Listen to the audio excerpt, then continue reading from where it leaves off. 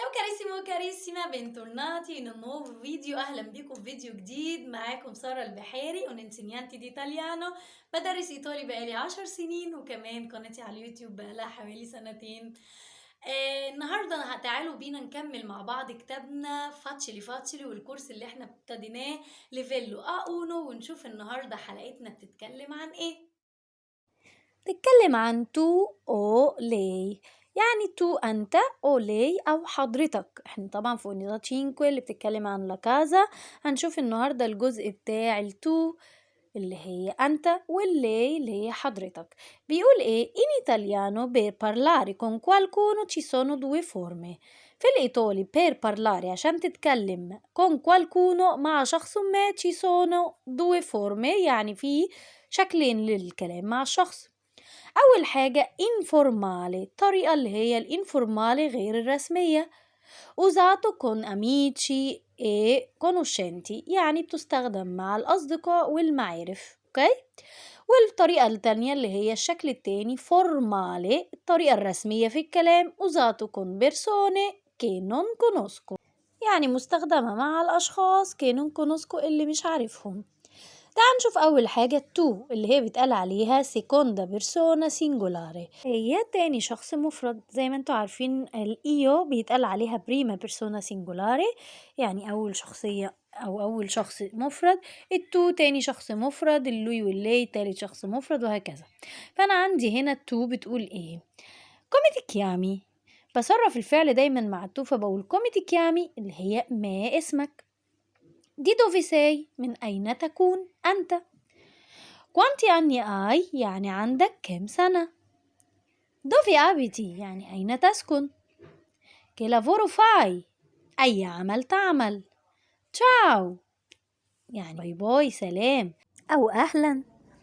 arrivederci، إلى اللقاء. وعندي كمان سكوزا، معذرة.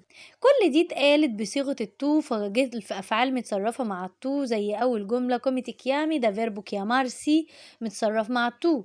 دي دوفي سي ده فيربو essere، فيربو سي ده فيربو essere متصرف مع التو سي. بعد كده فيربو افيري كوانتي اني اي متصرف مع الافيري مع التو اي. فيربو ابيتاري بقت ابيتي مع التو. فيربو فار بقت فاي مع التو، يعني كل التصريفات الأفعال مع التو. هل بس تصريفات الأفعال؟ لا طبعا، حتى في التحية أو السلام، لما بتسلم على حد تعرفه غير لما بتسلم على حد بتكلمه بشكل رسمي أو ما تعرفوش أو معرفتك فيه مثلا رسمية من خلال شغل أو عمل وهكذا. تمام. أما بقى الفورمالي، الطريقة الرسمية للكلام اللي هي لي حضرتك، دي بيتقال عليها تيرسا بيرسونا سينجولاري، الشخص الثالث المفرد. اوكي، يعني بتساوي بالظبط اللوي واللي في التصريف، يعني نفس استخدام اللوي واللي اللي هو وهي في التصريف، بس هنا بيبقى معناها حضرتك، وبتنفع تبقى لي حضرتك أو حضرتك، يعني بتيجي ماسكيلي أو فيمينيلي. فباجي أتكلم بقول كوميسي كياما. الناس اللي بتترجم كوميسي كياما هتقول ما اسمه هو أو ما اسمها هي، لكن لو انت بتتكلم مع حد قدامك وبتقول له كوميسي كياما، يبقى معناه ان حضرتك اسمك ايه. تمام كده. يبقى في الترجمة بترجمها ان ده ضمير مخاطب قدامي بكلمه بصيغة رسمية، بتفرق كتير عن اللوي واللي اللي هي وهو الضمير الغائب. دي دوفي، يعني من أين تكون حضرتك، حضرتك منين، جنسيتك ايه. طبعا لو مش حد قدامي هقول نفس الجملة دي، بس لازم أكمل باسم الشخص. دي دوفي ايه باولو، دي دوفي أنا، فكده أنا بتكلم عن لوي واللي. اللي بعد كده كوانتي أني يعني حضرتك عندك كام سنة. فقلت تصريف الفعل مع الافيري مع اللوي واللي، لكن في المعنى حضرتك، فصرفته مع اللي بتاعت حضرتك. بعد كده دوفي أبيتا، يعني حضرتك ساكن فين. فبقول أبيتا ده فيربو أبيتاري يسكن، متصرف في الترسا بيرسونا سينجولاري برضو. بعد كده كيلافورو فا، أي عمل تعمل حضرتك، يعني دايما ترجمتنا في العربي حضرتك. وبعد كده بونجورنو، يعني صباح الخير. بوناسيرا، مساء الخير. أريفيديرلا، إلى اللقاء حضرتك. وزي ما انتوا شايفين اختلفت عن في الطريقة الغير رسمية، يعني بدل ما بقول تشاو أهلا أو سلام بقول بونجورنو بوناسيرا، وبدل ما بقول أريفيديرتشي قلت أريفيديرلا. وكمان بدل ما بقول سكوزا معذرة بقول سكوزي، فكلمة سكوزي هنا جاية بشكل رسمي فورمال، فما بقول سكوزي يعني اعذرني حضرتك. ودلوقتي وصلنا للجزء التاني من حلقتنا النهاردة. توكا اتي الدور عليك بقى تحل معايا الإزرشيتسيو ده.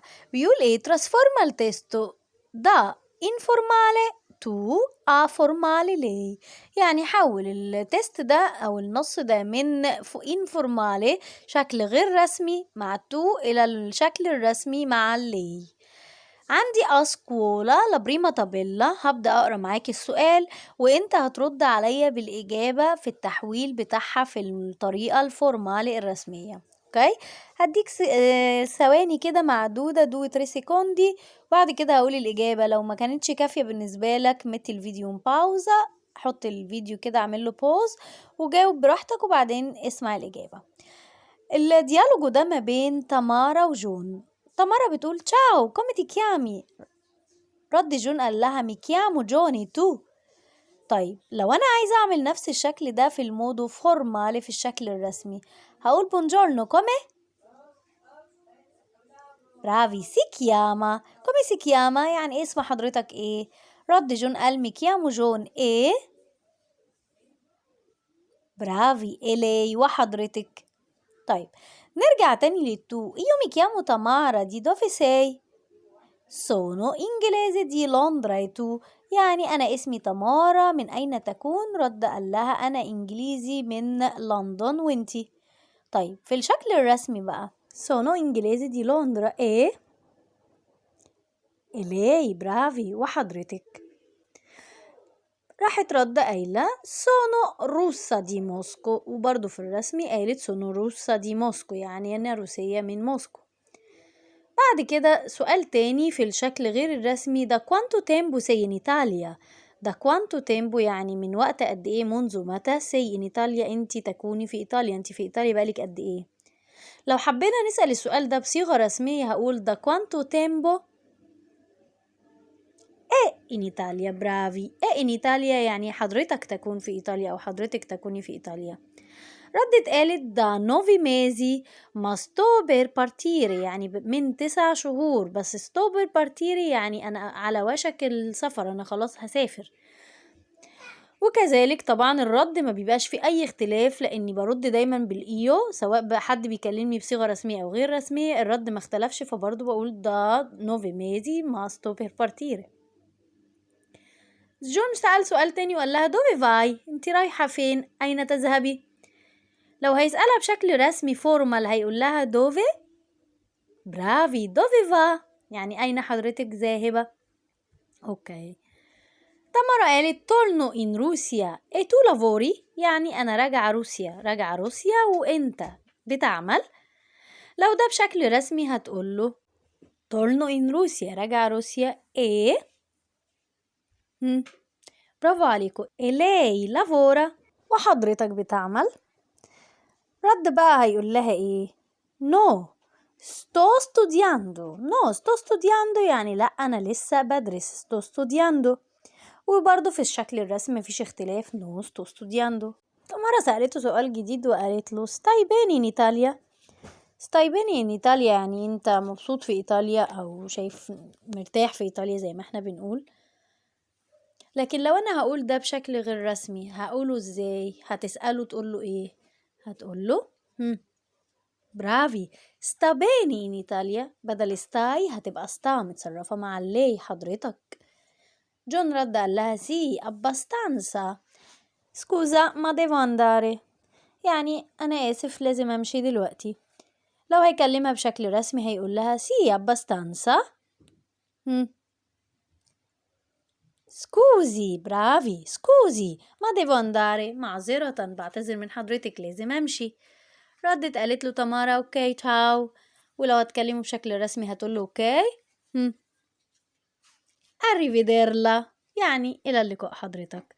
بكده تكون خلصت حلقتنا النهاردة، وانتظروني في فيديو جديد. وما تنسوش لو أول مرة تشوفوني تشتركوا في القناة وتفعلوا زر الجرس، وتقدروا كمان تتابعوني على الانستجرام أو التيك توك أو الفيسبوك. ويا ريت أشوف دايما تعليقاتكم وكومنتاتكم لو عندكم أي استفسار عن أي حاجة تحبوا إن أنا أشرحها لكم. وانتظروني في حلقة جديدة. معاكم سارة البحيري. alla prossima، تشاو تشاو.